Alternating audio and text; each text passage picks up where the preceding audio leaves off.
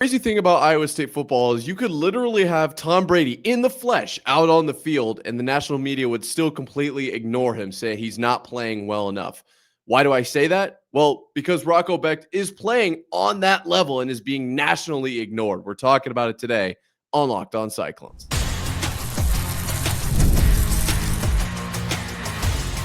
You are Locked On Cyclones, your daily podcast on the Iowa State Cyclones, part of the Locked On Podcast Network, your team every day.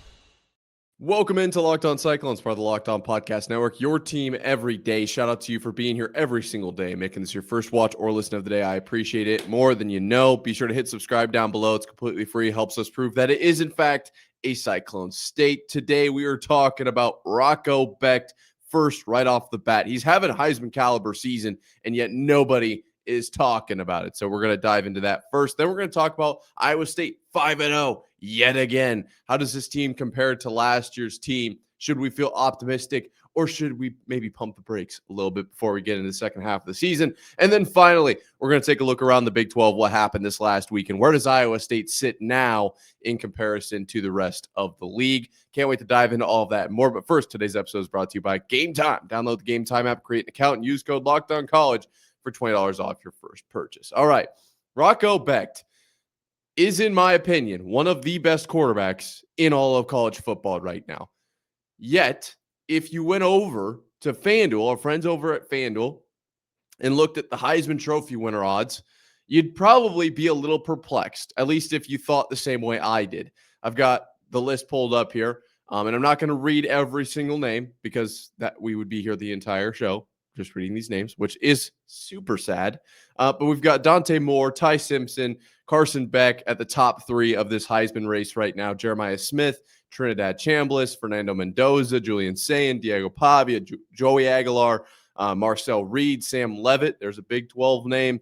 Gunnar Stockton, Haynes King, CJ Carr, Devin Dampier, another Big 12 name. We got Bo Pribula, Jaden Mayava. We got a lot of names in here. We've gotten to the plus 3,000s, and we have not heard anything from Rocco Becht. That's fine. That's fine. Jordan Tyson's on here. Dylan Raiola, Thomas Castellanos, Josh Hoover. I mean, we know some of these names. We definitely do. You know them. I know them. Yet still know. I mean, we've got Connor Wegman on here at plus 30,000. That's the number we're getting to where it levels out. If you look at these odds, they do kind of flatten. You can't really get much plus. There are some plus 40,000, but beyond plus 30,000, you just don't really see that. I didn't even notice he's plus 40,000 because that almost irritates me more. I don't see Rocco Becht on this list, and maybe my Command F is not working properly and my eyes have stopped functioning at a readable level, but I just don't see Rocco Becht on this list, which is insanely shocking to me. I do not understand how that is the case. He is not even in the plus 40,000 category for this Heisman race. And I'm double checking as I'm saying that because I cannot believe it. So if I am incorrect, I'm incorrect. And thank goodness. But I just reread the whole list and I do not see him. So we're going to continue with this segment, which is ridiculous. I cannot believe we are even having this conversation. So I pulled up Rocco Becht's stats for this season, and it goes beyond the stats. We'll talk about that. But I pulled up the stats here. Rocco Becht so far this season, 1,103 yards, 7 touchdowns, 2 interceptions, and a QBR of 77.6.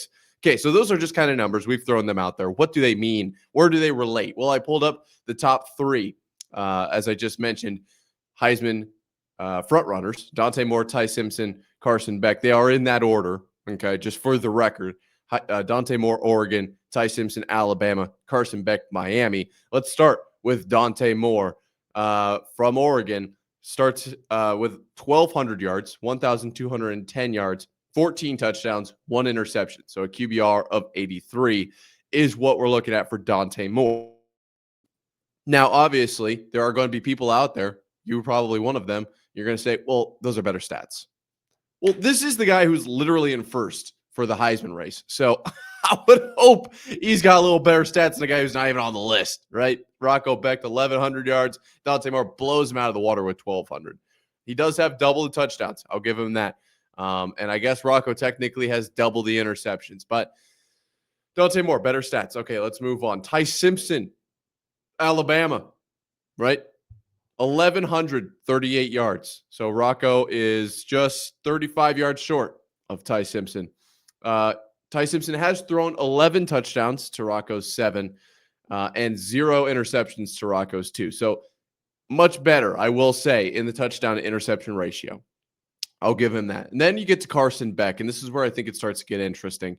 Carson Beck has thrown for 972 yards, 7 touchdowns, and 3 interceptions. So now we're at number 3 on the Heisman list, and Rocco has thrown for more yards, the same number of touchdowns, and less interceptions. His QBR is 4 points lower, just right around 4 points lower. And look, I'm not saying that Rocco Becht is a top 3 Heisman candidate. I'm not arguing for Rocco, who's number 10 on the list, to be number 3. I just am completely befuddled that Rocco Becht is not even on the list. That is what's shocking to me. Look, I get it.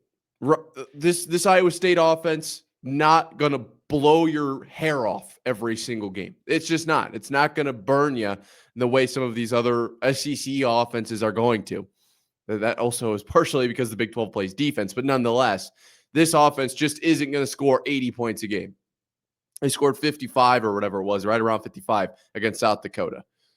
The other side of this is that it is Iowa State. That's a part of this equation as well. But when you look at the actual plays that Rocco Becht is making, I think there is a very good case for him in the Heisman race. Now, I was asked about this a few weeks ago on the Big 12 squad, and I basically said, look, I don't think there will ever be a Heisman winner from Iowa State or Iowa just because of the way that these two offenses function. It is absolutely nothing against any player that will ever attend either of these in-state schools. I just don't think it will happen. Is that a bold prediction? Maybe, but I just don't see it, right? I really don't see it at Iowa. And at Iowa State, we've got one, I feel like, in Rocco Becht, and it's just not going to happen, right? I just don't see it. So when you look at the actual numbers, they're never going to lend themselves to a Heisman, is what I'm trying to say. But when you look at the throws, when you look at the decision-making, Rocco Becht is making, it is on Heisman caliber at the very least. The throw to Chase Sowell this last weekend is being circulated on the interwebs, on X, as an NFL caliber throw. I mean, you just don't see a lot of college guys making that throw. I watched a whole day of college football, and then I watched rewatched a lot of games on Sunday, and Sunday night came around when it was Cowboys-Packers, that 40-40 game. And Dak Prescott flees the pocket, rolls right, fading away, launches the ball. It's a toe tap catch. And all I thought to myself was, like, the college is great. It has the chaos. It really is the best sport, in my opinion, on the planet. But the NFL is a more polished product. There is better play in the NFL. Rocco Becht is making NFL throws week to week. You go back to Dublin. The first, I was Eskelson and Overby, I believe. Those 2 deep shots right in the bucket. The throw to Chase Sowell against Arizona. Literally probably couldn't. I mean, you might have had 8 inches, give or take, that he could have thrown it a little further. I don't think he could have thrown it any shorter. That ball had to be in a hole about this big, and it was put right about here. I mean, that there was very little room for error on that throw. 2 interceptions. One of them, his fault. I will admit, I don't know what we were doing at the end of Arizona. I don't know. It seemed like the game got kind of weird, got a little bit out of hand, decision-making wise. But the other one shouldn't be on the board. Shouldn't be on the board. So he really has 1 interception. Does have 1 other turnover-worthy play, I know for a fact, against Kansas State. So I'm not going to say that he's perfect. But, I mean, the fact that this guy is, like, not even on the list is absolutely shocking to me. And another underdog, mentality, chip on the shoulder type of deal for Iowa State, which I'm always a huge fan of, and I know you are as well. But this just, to me, is almost we talk about disrespect on the show way too much. It's just like almost annoying. And I hear it from you. Like, I hear it. I don't love it. We're talking about the AP poll, not moving up, is whatever. Like yeah, I know it's like kind of a dumb thing to argue about. Why is Rocco Becht not in the Heisman standings? Like he should be. It's just, it's Iowa State football. It's never going to get the respect it deserves. And I don't love it. But I want to bring attention to how well Rocco Becht is playing this season. I literally just, in a way, compared him to Dak Prescott, which I'm not saying player for player makes the most sense, but an NFL caliber throw is being made at least once a week. There are going to be throws that it's like, ooh, probably could have placed that a little bit better. But when do we not see that in the NFL too? So I'm just going to leave it there. Look, Rocco Becht, don't understand why he's not on the Heisman list. Just leaving it there. That is the end of my rant on the Rocco Becht situation. However, Rocco Becht is involved with this team, so we will talk about him as a part of the unit of this 5-0 Iowa State Cyclones team and how they compare to last year's team, which was oh so good. We'll talk about that coming up here in just 1 second.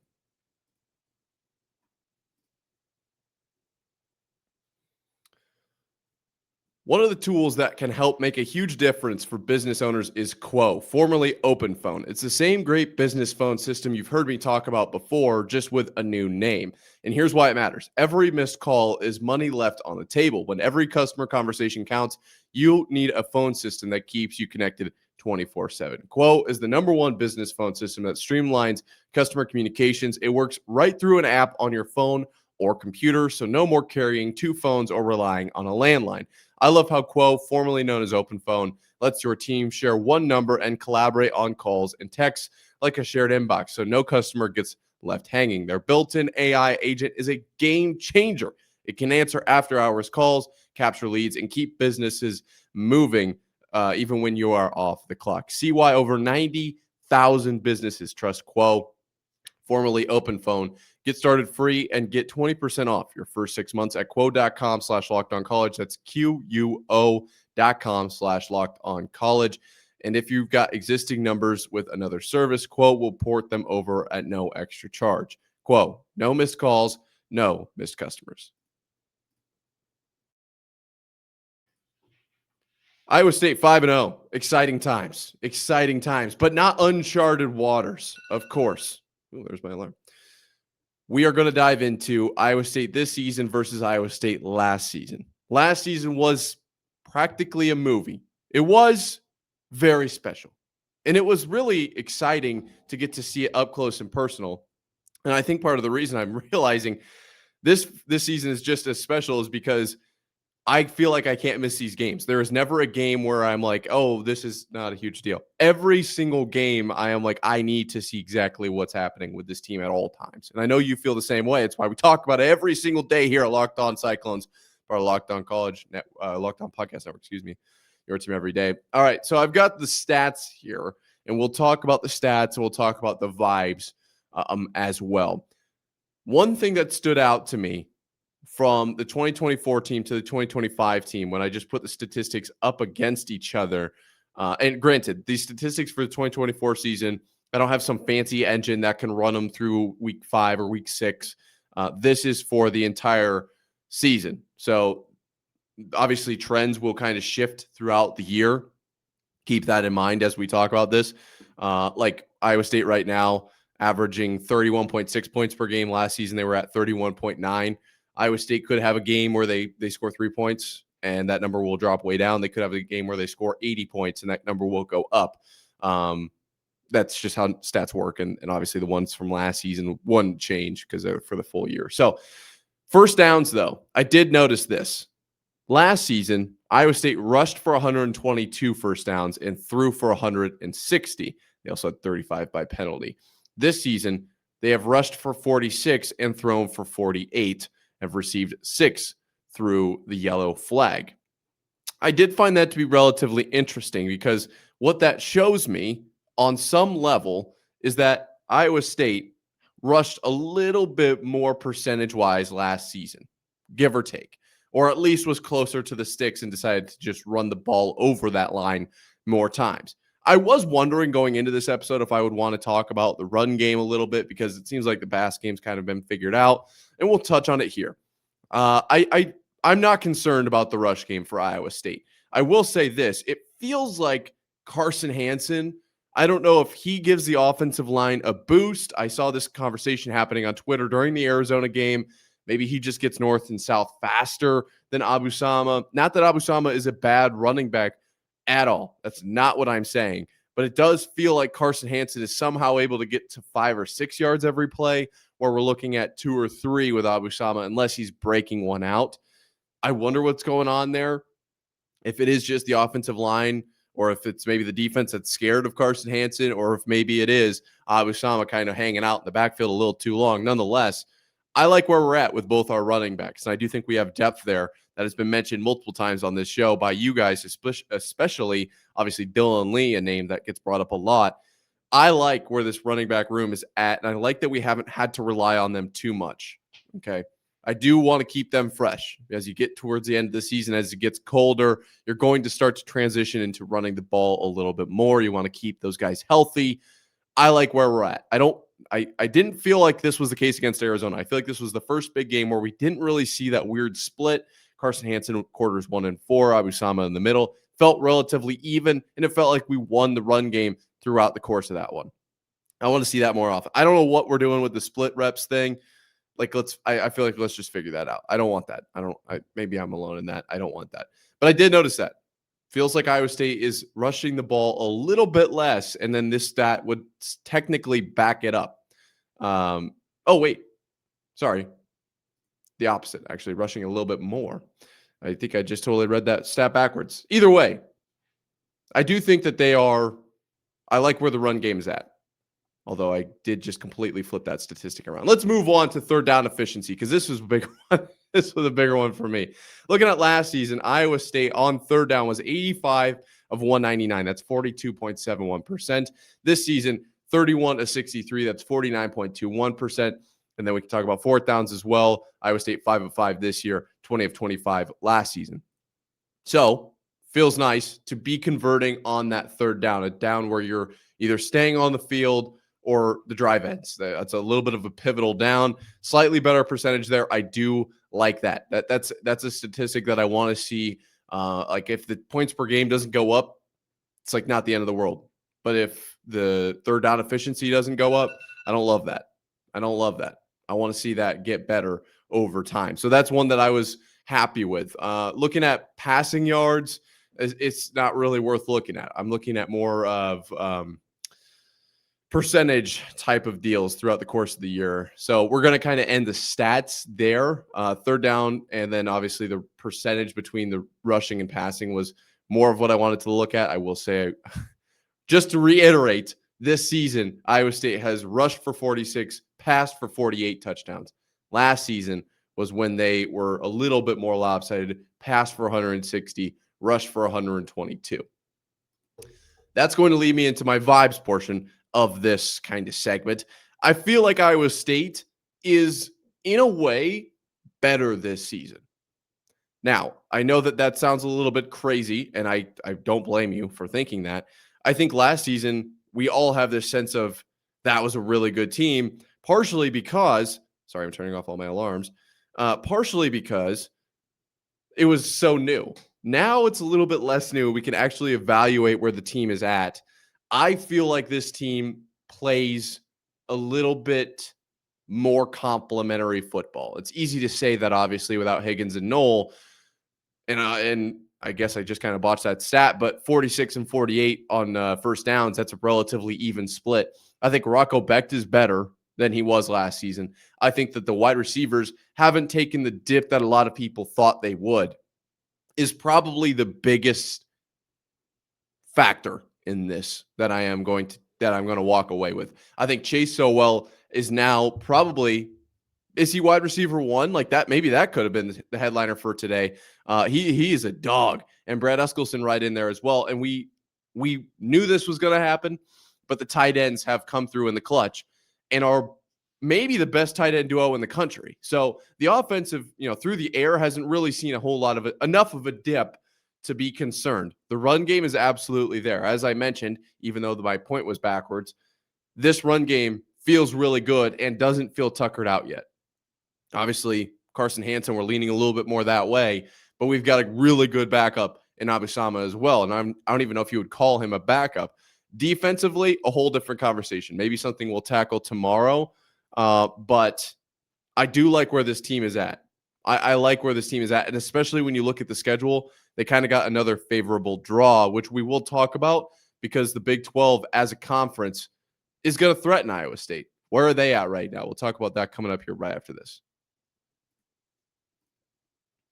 The NFL season is here, and FanDuel has an offer you don't want to miss. Right now, new customers can bet just $5 and get $300 in bonus bets if you win. That's right. Pick a bet, put down $5, and if it hits, you'll unlock $300 in bonus bets to use across the app. I love FanDuel because it gives me so many ways to play. I've built parlays. I've tried player props. I've tried, I personally am a big live betting guy. I always miss the kickoff when it comes to betting. I always forget about it. So doing it live is super, super clutch, honestly. Whether you're a casual fan or love diving into the stats like me, FanDuel makes the game day experience so much better. So what are you waiting for? Visit FanDuel.com to download the FanDuel app today and get started.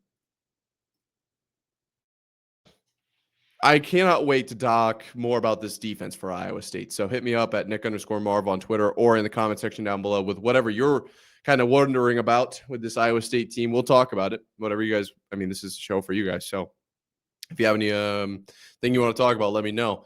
But for now, let's talk about the rest of the Big 12 because Iowa State is a great team. And like I said, I think the offense is maybe better than ever. The defense we will tackle another day, but they're not the only team. This isn't really about where is Iowa State at, compared to itself last season. This is right now, ultimately, where does Iowa State compare to the rest of the Big 12? So let's take a look at some of the scores from this last weekend and where would we put Iowa State hypothetically? I'm not really a huge power rankings guy, but I guess I could be. I've also seen some power rankings. I thought Drake, we were going to talk with Drake today, and Iowa State didn't even come in at number 1 there. So you can check out Locked On Big 12 for what's going on there. But let's start with these scores. TCU, Arizona State, Friday night. Arizona State comes away with the win, 24-27. I think you guys are telling me I'm doing that wrong. 27-24, Arizona State wins. Look, TCU was up 17-0 in this game, but Arizona State just found a way to come back. I'm not going to recap every single game, but this one I watched all the way through. I feel like this is one that Arizona State kind of flexed their muscle a little bit and said, hey, look, we were the Big 12 champion last year. Don't forget. We're still here. We're still competing for this. Obviously, with the loss to Mississippi State, I think a lot of, and myself included, a lot of people kind of closed the door. So, all right, Arizona State's done. Maybe they're way too one-dimensional. We'll talk about them when we face them in a few weeks. But at this point, I was like, yep, we're good to go ahead and move past Arizona State. I don't know if I feel that way anymore, honestly. Arizona State could still be a legit contender because I think very highly of TCU, even though they just kind of imploded a little bit in this one. Still on Friday night, Houston got the win over Oregon State in overtime. Oregon State is 0-5 now, and Houston is 4-0.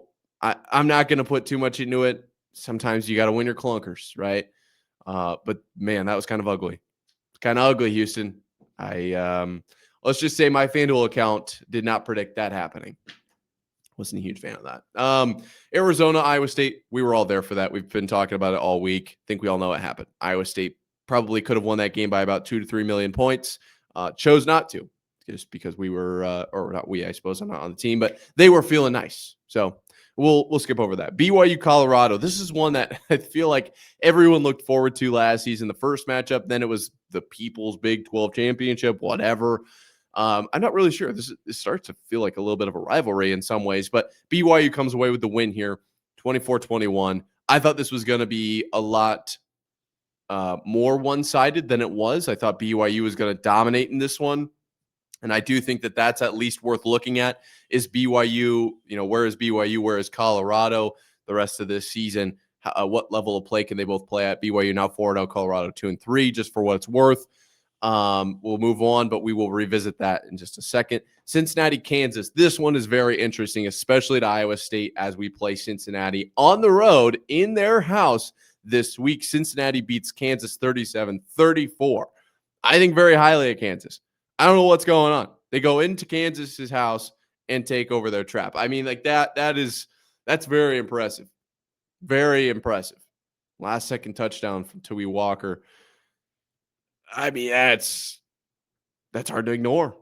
We will definitely be talking about that this week more. But I don't sleep on Cincinnati. They could be a problem. Or maybe Kansas is still Kansas. I don't know. UCF falls to Kansas State. Kansas State gets their second win of the season. I don't know what's going on with Kansas State still. Maybe we'll have to talk with Christian Rao and get an update on that. But UCF, probably just not a contender. That's really the way I'm looking at this game. Baylor defeats Oklahoma State. The Oklahoma State situation is ugly. Look, Baylor, you probably should have won that game. Probably should have won that game by more. It's 45-27. Probably should have won it by like 60. So, I mean, it is what it is. Utah defeats West Virginia. Look, I know some of you guys are here just to hear me, kind of rain on Utah's parade. This was, I think, one of their 2 remaining wins for the season. They are now 4-1. I do wonder. I think they can maybe get to 5 wins, maybe 6. I think a lot of people think that's a bit. I don't think Utah's that good. I don't. So when they prove me wrong, I will eat my words. But until that day, I am not putting stock in Utah. They beat West Virginia 48-14. Good for them. They probably should have. Look, they'll probably make a bowl game, 6, 7, 8 wins. Obviously the whole situation there. But I don't see it yet. I don't see it yet. Okay, so good for Utah. Let's move on. I think Iowa State is much better than Utah. Looking at this entire slate, where does Iowa State rank? Well, just on this slate alone, I think it's clear that Iowa State is one of the top teams in the Big 12. Pretty clear, because you've only got a few dominant wins. A lot of 24-point range, I will say. Very interesting. Iowa State scores 39. The only other teams to score above 30 are Kansas and Cincinnati, and basically it was a shootout. Kansas State scored 34. Baylor and then Utah were the only other teams in the entire conference to score over 30. Teams to hold their opponent to 14 or less, Iowa State and Utah were the only 2. That is actually kind of shocking. This specific week, okay, obviously, what is that worth?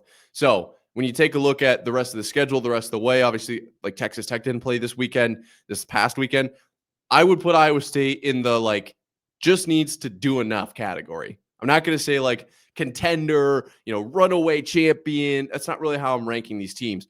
I think Iowa State is in that position of in this, don't let this get back to the team. So if you're watching this and you're on the team, stop watching right now. I don't want you to have this mentality. I feel like Iowa State is in the mentality of, or in the position, I should say, of we just can't lose this. That's where I feel like Iowa State's at right now. I think that they are a more talented team than almost every other team in the Big 12. And the ones that they aren't more talented than, they are better coached and they are in a better spot mentally than those teams, in my opinion. So if they just go out and play their brand of football, they will either win the rest of these games or they will be very, very close. And it just takes a gut check to come away with that win. You can still lose a game or 2 and be just fine. And I imagine they will. I am going to hope for the perfect season. I'm going to hold on to that dream as long as I possibly can. I don't think that's delusional. I actually think that it's probably healthy. But in a reality, they will lose at least 1 or 2. And that's okay. That is totally fine. I think Iowa State is very much, I don't want to make it sound like they just have this one tied up. I'm not trying to say that, but they are one of the top teams in the Big 12, in my opinion. You've got other top teams. I think Texas Tech is absolutely in that conversation. I think Arizona State, they are the reigning champions. We can't forget about them, although I do think that there are some question marks there. Don't forget about, Cincinnati. They're going to be something. And Utah, I'm not worried about Utah. But at this point, I'm more worried about the Big 12 being a parity-driven league and getting weird wins across the season, kind of like Kansas did last year, more so than I am than facing a huge contender in BYU.